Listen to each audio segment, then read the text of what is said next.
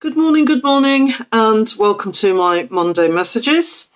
I hope you had a fantastic weekend.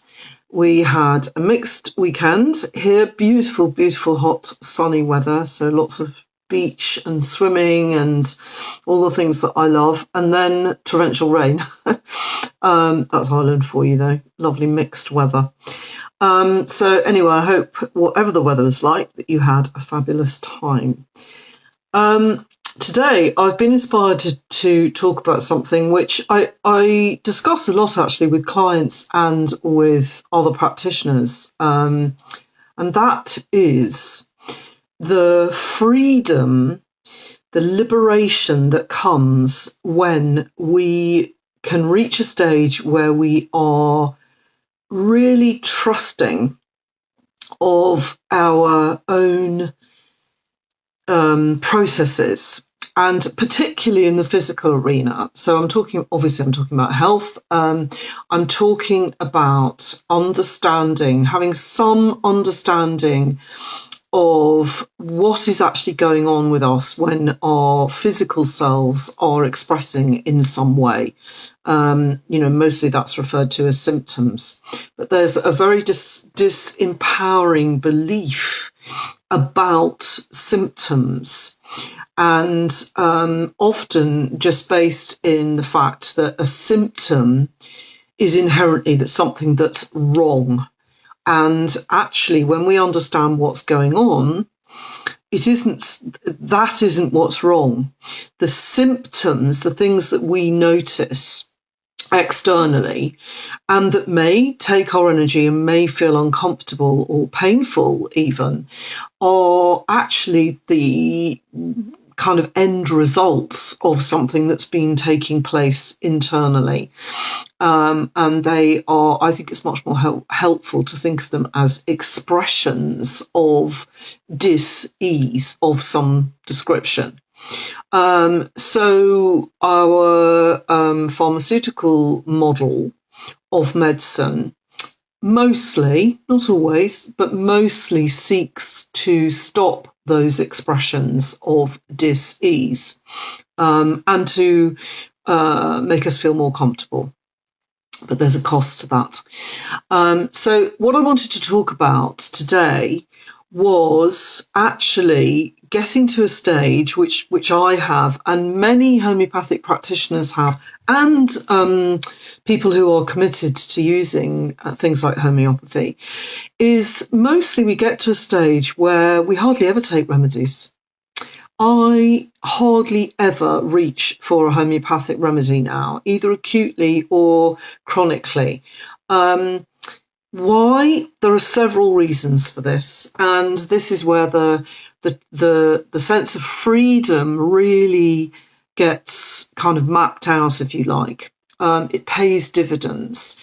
It is the result of many years, several years of paying attention and being committed to the various health modalities that I have found useful and nourishing and helpful over the years. So most of us have been addressing acute dis-eases or, accidents or anything that comes up, whether that's emotional or physical or even spiritual, using homeopathy, let's say. I'm going to talk about that because that's what I'm going to talk about today. And therefore, those bits of stuck energy, if indeed they were stuck, don't need to be suppressed and become chronic disease. That's the first thing. So by and large, we're actually quite a healthy bunch. I am talking generally, I'm very aware of that. The second reason is that most of us have really learnt and experienced that prevention is always better, faster and cheaper than cure. So understanding the results of investing in a way of life that has constant clean food, clean water, clean air, really nourishing sleep, some form of movement or exercise, and yeah, and not using things that are toxic. That pays dividends because it means that there are more resources available, and I can respond much quicker and in a much more healthy way to potentially things that are coming in from outside that I'm having to navigate. We're also pretty much committed to constantly understanding and being conscious of our emotional and spiritual needs. So understanding when there is some kind of disabling or disempowering belief in place, understanding that there are, many different perspectives on everything, and that ours is not the only perspective, that there's room for more than just our individual perspective, and being able to address anything that is keeping us stuck or causing dis-ease of any sort. So, and thereby being committed to continual growth and expansion. We get stuck, I think, less as we get older and wiser. And we're much more conscious of any kind of limiting beliefs or dysfunctional patterns of behaviour. And most importantly, because we have witnessed the results of the amazing things that our bodies do and why they do them, and the amazing things that our minds do, both consciously and subconsciously, that we have mostly, I'm not saying all the time because we are human, but mostly we have a much greater sense of trust in the processes that are in play. The energy that is being used for good reason to give us the expressions of some kind of internal battle. So the stuff that we notice that may be coming out or that may be taking our energy, stopping and saying, okay, something's going on. What do I need to do to support that process? Now, sometimes, mostly actually, it is just that. It is, something's going on. I need to put the brakes on. I need to get more sleep. I need to change my diet slightly. I need to stop doing something or start doing something or recommit to something. I would do all of those things now before I would reach for a remedy, because a remedy is something, my perspective is, that we reach for when there is stuck energy, when something is just not actually resolving. It's something that's been going on for too long, because mostly acute stuff, if we just observe it and it is in motion, it changes and it's quite rapid and it is self-resolving if we have the right resources and if we pay attention to it and don't ignore it and carry on as normal.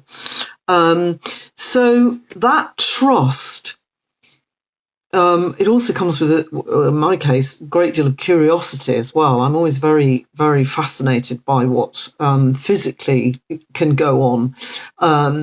And I have great faith that as long as I witness it and I'm conscious of it and I do whatever I need to do to honour it, that it does resolve all by itself most of the time. Not always, but when it doesn't, then I have a really expansive, natural, nourishing, non-invasive health toolbox to call upon to support me in that energy moving on and resolving. So I wanted to encourage you today to just reach deep and ask yourself, how trusting are you of your physical self, your emotional self, or indeed your spiritual self, or all those three things? Do you have as much trust in your physical self, your body, as you do in your emotional self, for example, or your spiritual self? Maybe you are very trusting of your spiritual self, but not so trusting of your physical self. It can be, there can be an imbalance in any one of those areas. There might be one particular set of expressions that really, really engenders a sense of worry or panic or fear or whatever. But what I want to really draw attention to, and I remember this in myself, is that when I was younger, I didn't have any trust in my physical self. Don't know what I felt about my emotional self. I didn't really think about it much. But I felt that any kind of pain, ache, discomfort, there was something wrong with me. Something was wrong and it needed to be fixed, and I needed to do that as quickly as possible. So I would reach for over-the-counter medications in my youth, first of all, and then, as I discovered them, remedies. And I would be popping remedies, almost daily. And yeah, as I say, I do not do that anymore, because 9 times out of 10, that ache or that pain just resolves, because it's popped up, because it's moving energy, and it's a little bit uncomfortable for a while, and then it just goes. So I just observe it, and I know that this too shall pass.